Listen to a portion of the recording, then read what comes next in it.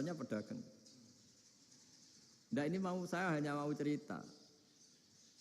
Khilaf, kadang-kadang orang angen-angen. Khilaf itu nggak mungkin enggak. Ya sama seperti NU dan Muhammadiyah selalu khilaf awal Ramadan. Itu memang nggak bisa nggak khilaf. Misalnya begini, saya beri contoh ya. Karena kadang yang khilaf juga nggak pernah belajar. Lucu kan? Tak beri contoh ya. 2001 itu abad keberapa coba? Tahun 2001. Abad 21 abad 20? Abad 21. Jadi meskipun terpaut 1 tahun, padahal abad itu 100 tahun. Nah pikirannya orang-orang Muhammadiyah seperti itu. Hilal kalau sudah melewati garis ufuk, meskipun setengah derajat atau 1 derajat itu sudah ikut bulan berikutnya. Sehingga ya sudah meskipun sekian derajat sudah dianggap Ramadan. Nah pikirannya orang NU enggak. Harus ru'yah bil fi'li. Itu sebetulnya lagi-lagi sebenarnya tidak masalah NU dan Muhammadiyah, itu di kitab-kitab ya seperti itu. Kita ini enggak biasa goblok ya. Artinya kita yang keluarga kiai tahunya kunut mazhab Hanafi, enggak kunut mazhab Syafi'i. Tapi tahu-tahu ini mazhab NU, ini itu aneh itu menurut kita ini anggap apa? Mana ada Muhammadiyah jadi mustahid, mana ada NU jadi mustahid. Jadi sebetulnya orang tahu semua lah kalau Abu Hanifah itu tidak kunut, Imam Syafi'i itu kunut. Imam Syafi'i pernah main di masjidnya Abu Hanifah ya tidak kunut, ditanya kenapa tidak kunut? Jenengan itu presiden kunut, tidak sanggup mati Abu Hanifah. Dulu biasa aja. Sekarang geger, ya karena tidak punya kegiatan. Sebenarnya itu nggak masalah, mulai dulu biasa. Saya teruskan ya. Nah, menurut mayoritas ulama nunggu ru'yah bil fi'li. Ru'yah bil fi'li itu gini.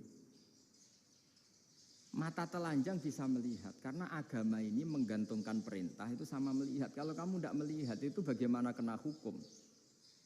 Ibarat gini, Pak Rektor datang ke rumah saya, tapi saya nggak tahu, kena nggak saya hukum harus menghormati? Dia datang nggak sembunyi-sembunyi. Saya kena hukum harus menghormati ya kalau melihat, kalau enggak ya enggak. Tapi Pak Rektor tetap bilang, tapi saya hakikatnya datang, jadi saya datang itu. Itu kan ribet. Akhirnya ya sudah, itu nggak ada khilaf sampai mati ada khilaf, karena yang satu menggantungkan hukum itu digantungkan sama tahu. Kalau tidak tahu ya, misalnya baju saya ini hakikatnya ada najis, pas sholat saya tidak tahu, sholat saya sah apa enggak? Sah, karena hakikatnya ya memang saya tidak tahu, tapi hakikatnya ada najis apa enggak? Ada. Ya sudah, itu sama-sama masuk akal. Ada lagi khilaf yang senam muta. Fasyamu salasati ayamin fil haji wa sab'atin idza raja'tum. Singkat cerita ada satu pelanggaran haji yang kata Allah kafarohnya itu puasa 3 hari sama 7 ketika kamu pulang, idza raja'tum, ketika kamu pulang. Dalam mazhab Syafi'i yang namanya pulang itu yang haji sudah sampai rumah. Di mana-mana pulang itu ya sampai rumah. Dalam mazhab Abu Hanifah enggak, ketika orang sudah balik kanan dari Arab Saudi, dari Mekah, ya namanya sudah pulang. Misalnya gini, ini Pak Rektor pamit saya, Pak Haris.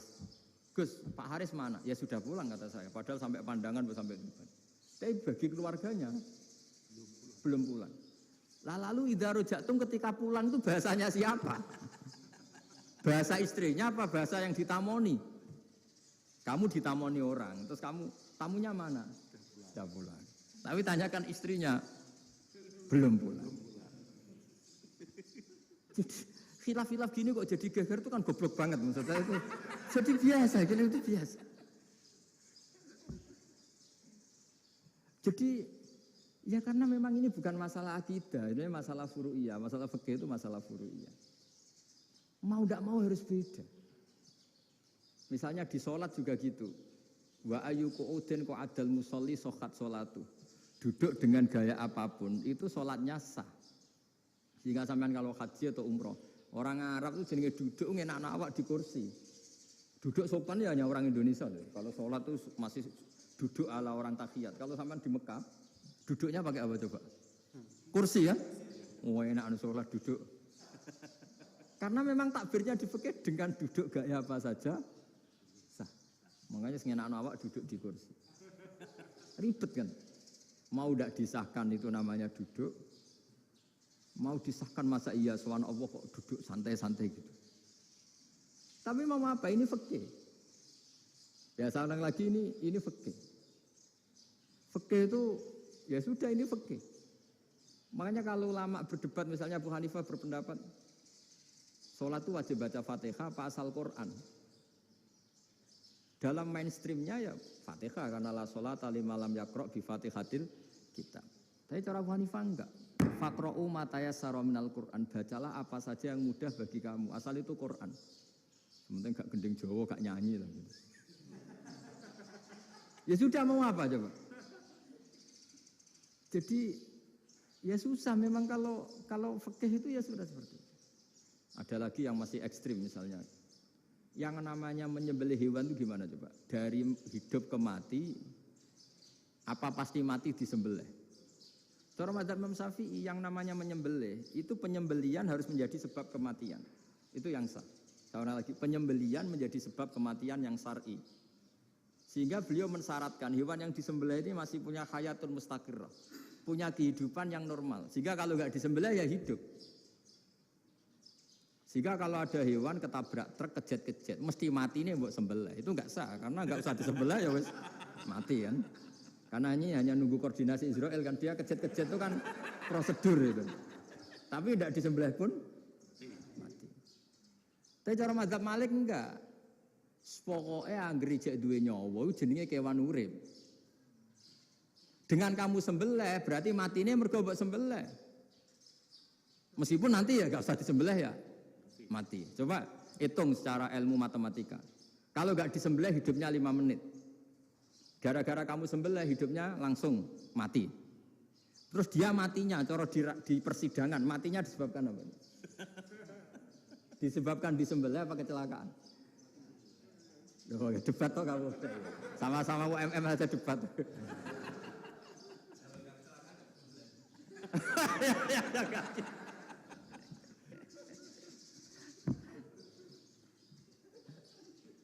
Loh, saya pernah mas ngalami nyata itu, saya jalan-jalan sama anak saya pakai motor, sampai di jalan raya gitu ada ayam jago ketabrak mobil, kejet-kejet. Orangnya tanya, Gus ini halal tau ora? Wis kanggo kon halal lah. Suatu saat dia nggak terima kan, tanya, kenapa Gus? Ya nak kiai ra pantes, masuk kewan mesti mati nih tak sembelih, nak kiai pantes. Karena aku tahu kamu tuh gak kiai, mesti motifnya itu mergo jago, jajal cilik gak tak kokno. Adekan ayam itu bayi kan gak ditanyakan, kejet-kejet mati rak lah, wong cilik wae. Tapi masalahnya ini kan jago, eman. Tapi secara fikih pertanyaannya tadi, hewan yang sudah tidak punya hayatun mustaqirrah, dia hanya punya al-hayat al-ittiroriyah, dia punya harokah ittiroriyah, dia mati kejet-kejet memang prosedur mati harus seperti itu. Mbok kecelakaan kayak apa, kalau mati kan kejet-kejet dulu. Nah ketika kejet-kejet ini pertanyaannya ini kan hidup apa mati namanya? Enggak, namanya hidup apa mati? Pas kejet-kejet itu. Hidup, cara Imam Malik itu hidup. Ya sudah kalau hidup disembelih ya halal. Karena misalnya nanti kalau nggak disembelih matinya kan 2 menit lagi. Gara-gara disembelih mati sekarang. Tetap penyebab kematian itu nyembelih. Penyembelian ini sebab kematian. Tapi kalau Imam Syafi'i enggak, cara berpikir wes nemen, paling roh besok kaget langsung mati. Kalau gitu berarti kamu nyembelih barang mati. Jadi fikih itu kadang unik. Makanya ketika ngitung fikih itu unik ya. Orang keluar mani wajib apa? Mandi kan. Terus Imam Syafi'i ditanya, kenapa kalau orang kelahiran juga harus mandi? Namanya nifas. Fa innal walada waliyun munakidun. Ya, anak ya mani yang menggumpal. Bedanya apa anak dengan mani itu? Jadi fikih itu kadang lucu, di rungok-rungokno tenan juga lucu. Keluar mani wajib mandi. Berarti kalau keluar anak ya wajib mandi karena hakikatnya anak adalah mani yang mengkristal. Terus usia sudah di dosan macam-macam itu kan hakikatnya mani. Itu fikih.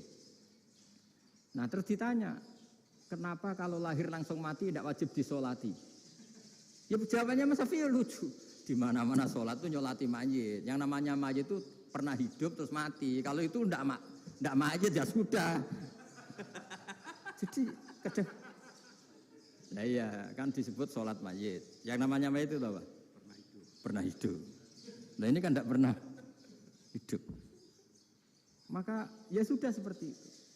Jadi nggak khilaf itu nggak mungkin. Nah kalau qit'atul lahmin, kalau hanya potongan daging, mungkin wah itu tidak manusia karena qit'atul lahmin. Sekarang pertanyaannya, kalau sudah berbentuk manusia, meskipun tidak pernah hidup. Nah ini mulai perdebatan karena melihat tidak pernah hidup itu nggak memenuhi syarat, tapi melihat ini sudah suratu adamiyin, bentuknya sudah. Nah kira-kira gitu perdebatan fikih. Makanya dulu awal mula zaman sahabat itu sudah debat. Masyhur kan Nabi ada kontingen ke Bani Quraidah. Ya kalau kira-kira saya minta Pak Rektor kamu jangan kalau ke Malang jangan sholat asar kecuali sampai Tuban. Sebelum Tuban ternyata matahari mau tenggelam. Terus Pak Rektor milih, wah sudah sholat di Bulu. Padahal belum Tuban. Padahal saya bilang jangan sholat asar kecuali di Tuban. Yang Pak Haris enggak, tetap sholat di Tuban meskipun matahari sudah tenggelam. Karena Nabi menyebut Tuban. Singkat cerita, zaman itu kan Bani Quraidah. La tusolliyanal asra illa fi Bani Quraidah. Kalian semua jangan sholat asar kecuali sampai Bani Quraidah. Ternyata di tengah perjalanan matahari sudah mau tenggelam, kira-kira kurang 2 menit atau 3 menit. Sahabat-sahabat, sudahlah kita sholat asar di sini. Kalau sampai sana pasti sudah tenggelam. Separuh sholat. Yang separuh enggak, kata Nabi harus di Bani Quraidah. Ya sudah nunggu di Bani Quraidah meskipun matahari sudah tenggelam. Singkat cerita 2 kelompok ini matur, ya Rasulullah kita ngalami ini perdebatan gini-gini. Di semua riwayat, di hadis-hadis sahih disebut falam yu'annif wahidan minhuma. Nabi tidak menyalahkan salah satunya atau enggak menyalahkan dua-duanya. Itu bahasa Indonesia juga ribet, yang benar gimana itu? Enggak menyalahkan salah satunya, apa enggak menyalahkan dua-duanya? Gimana bahasa benarnya? Salah satunya. Salah satunya itu dua-duanya? Ya. Enggak, kalau bahasa Indonesia tidak menyalahkan Kedua-duanya. Kedua-duanya apa salah satunya yang benar? Kedua-duanya. Kedua-duanya. Bahasa Indonesia itu ya kadang ruwet ya. Orang pinter kayak Pak Habibie itu namanya ya orang luar biasa. Nanti sekolahnya orang-orang idiot itu ya sekolahan luar biasa. Orang pinter banget bahasa Indonesianya ya luar biasa. Kalau sekolah untuk orang-orang yang idiot juga luar biasa. Jadi kalau dipuji luar biasa itu gak jelas ini luar biasa ya. Gak jelas kadang bahasa kita ini kadang ya gak jelas. Nah itu gak menyalahkan dua-duanya apa salah satunya? Keduanya. Tidak menyalahkan kedua-duanya. Misalnya dibahasakan gak menyalahkan salah satunya, benar apa salah? Benar. Benar, ya sudah benar semua. Jadi itu bukti bahwa ijtihad itu boleh. Saya ulang lagi, bukti bahwa ijtihad itu boleh. Padahal ini jelas yang satu harus sholat asar, padahal matahari sudah tenggelam. Makanya di antara fikih unik itu begini. Saya ulang lagi fikih unik. Saya menyaksikan betul ketika ada orang tanya Mbah Mun saya ini Kopassus. Kadang latihan itu sampai waktu zuhur habis. Saya harus bagaimana? Jawabnya Mbah Mun itu unik. Sementing ojo ngosor sholat. Engkau ya ojo niat jamak. Atok kodok katanya. Singkat cerita terus orang ini diskusi sama saya. Karena ini ya alim pernah mondok.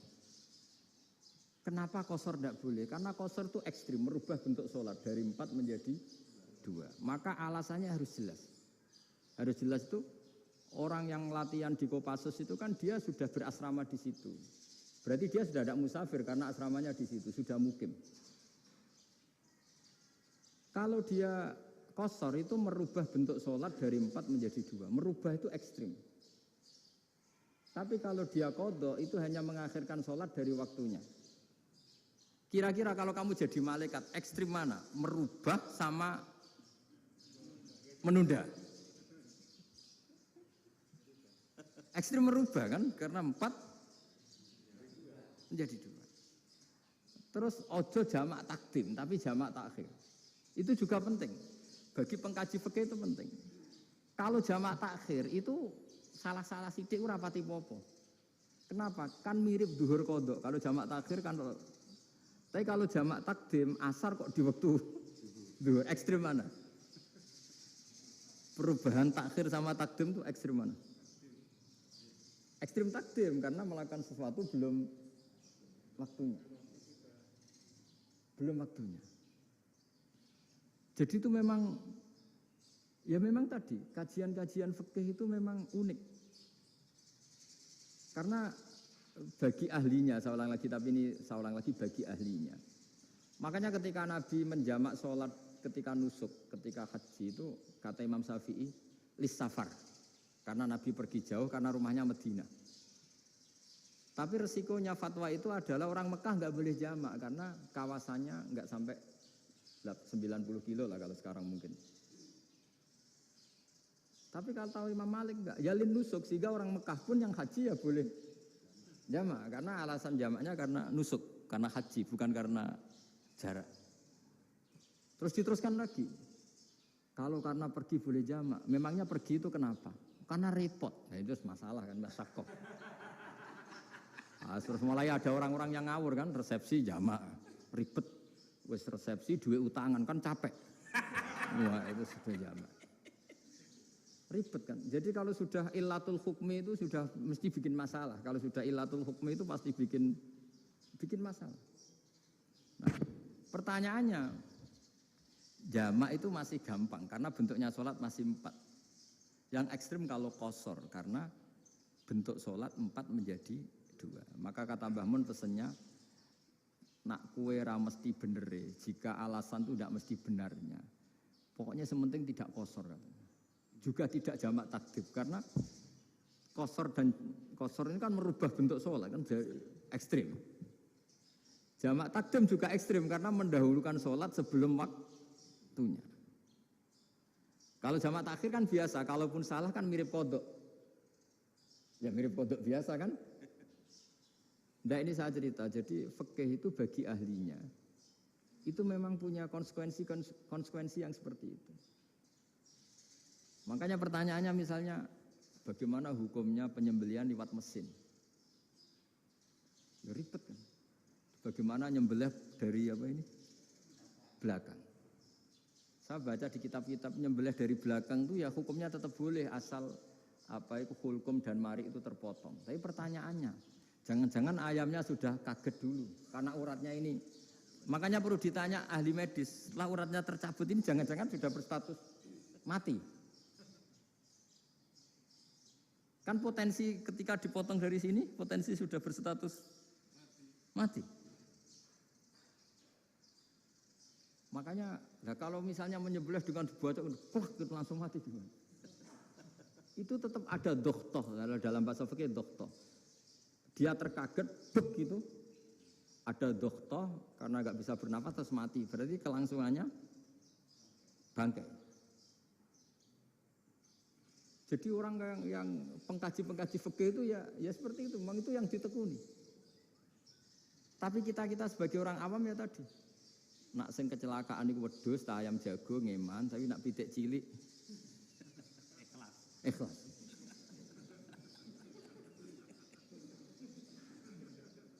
Makanya ada pertanyaan orang-orang, saya pernah ditanya itu ya bingung tenan. Gus, kalau ada orang mati oplosan misalnya, jenengan datang sholat enggak? Ya datang sholat kan dia orang mukmin, saya tetap sholat. Kenapa? Ya kan matinya oplosan. Tapi andekan tokoh yang mati, kamu sholat enggak? Ya sholat kan dia tokoh. Jadi ribet. Fikih itu ribet. Makanya Imam Nawawi nanti ngendikan gini. Ada orang ngundang Nabi, ya Rasulullah, saya mohon nyolati ini. Nabi tanya, punya utang enggak? Punya. Nabi, saya enggak mau nyolati mayit yang punya utang. Terus ada sahabat datang, ya Rasulullah, utang itu tak ambil alih kami. Berarti dia sudah tidak punya utang. Terus Nabi kerso nyolati. Pertanyaannya, utang itu hal yang boleh. Saya ulang lagi, utang itu hal yang boleh. Tapi kenapa Nabi se-ekstrim itu? Tapi ketika Nabi mau kondur itu ngendikan gini, ini PR bagi UMM ini PR. Nabi sebelum kondur bilang gini, sallu ala sahibikum. Jong saya tidak nyolati ini, tapi tolong ini disolati. Terus kata Imam Nawawi, dianalogikan atau dikiaskan siapapun pelaku dosa besar atau mati dalam keadaan tidak benar. Misalnya pas dugem mati, pas oplosan mati. itu sebaiknya tokoh-tokoh itu enggak nyolati karena nanti dianggap penghormatan. Misalnya ketua PP Muhammadiyah rektor nyolati wong mati oplosan kan keren. Mati oplosan disolati rektor. Ya sudah, tapi kalau enggak disolati nanti ada tradisi yang keliru yaitu janazatul muslim tidak ngalami disolati. Padahal siapapun yang muslim janazahnya harus disolati. Makanya setengah-tengah ya rasa rektor lah, mbok satpam pokoknya kudu tetap ada yang sholat gitu. Itu kata Imam Nawawi. Jadi ketika ada orang mati enggak benar, itu sebaiknya tokoh-tokohnya enggak ikut nyolati, tapi awamun nas, orang kebanyakan ikut sholat. Jadi fikih itu agak jelimet karena tadi ketika tokoh ini nyolati, pertanyaannya bedanya apa mbek sing mati ning masjid mbek mati oplosan? Karena sama-sama semua orang nyolati kan tidak ada sanksi sosial itu. Tapi ketika enggak disolatkan sama sekali, wah lebih parah lagi. Ini ada janazatul muslim tidak disolati. Sehingga kata Imam Nawawi ini hebatnya Nabi tengah-tengah. Jadi Nabi kundur, jong saya tidak nyolati tapi shollu ala sahibikum. Ya tapi ini kamu harus nyolati. Kata Imam Nawawi, orang yang mati bunuh diri, orang yang mati oplosan, orang mati secara enggak benar itu asal dia muslim tetap wajib disolati karena solat ini hakul muslim. Kan seorang muslim diantara haknya apa? Ketika mati dikafani, dimandikan, disolat. Tapi ini masalahnya matinya pas murtakibul kabiroh, pas melakukan dosa besar. Dan itu sebab kematiannya. Kalau dia oplosan, kan sebab matinya ya karena oplosan. Ya kan terus ribet. Mau disolati oleh, apalagi misalnya kita ketua ulama, kemudian terkenal wali, wah keren, mati oplosan disolati wali, kan ribet kan? Nanti yang repot malaikatnya. Itu ya ini yang nggak kata bahaya. Saya pernah baca kitab itu yang repot malaikatnya. Itu ada yang bilang gini, orang yang punya hutang itu pasti nanti hisabnya berat, diaudit malaikat sampai bisa nyaur hutangnya. Sementara malaikat kena konstitusi, kalau Nabi mendoakan harus mustajab.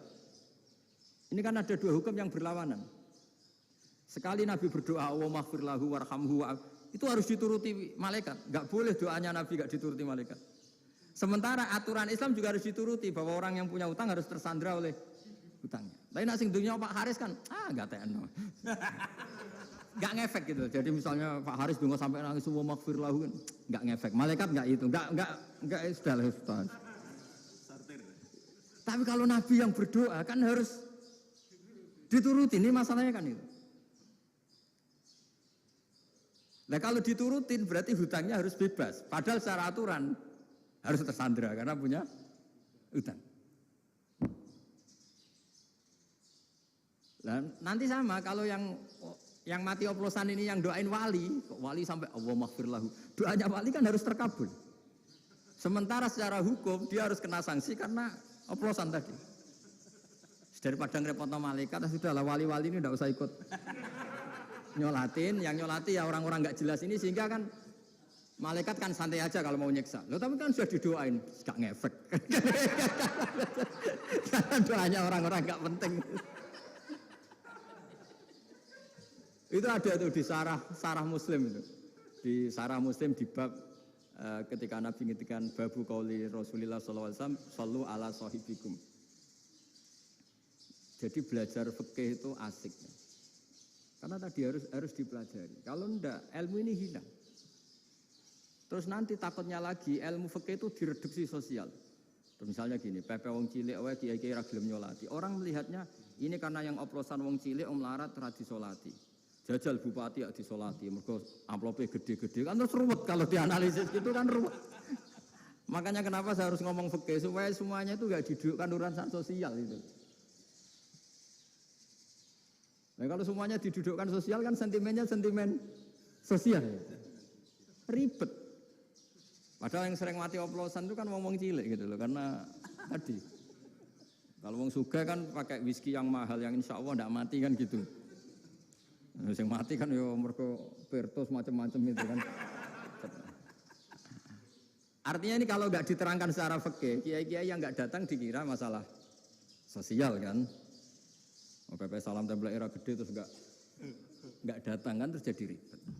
Ya makanya ini lewat pengajian ini supaya sampean lebih tahu ya bahwa khazanah Islam ini kata beberapa ulama ka'afatal linnas, maknanya semuanya, sehingga Allah akan mentakdirkan kajian Islam akan ada di seluruh dunia.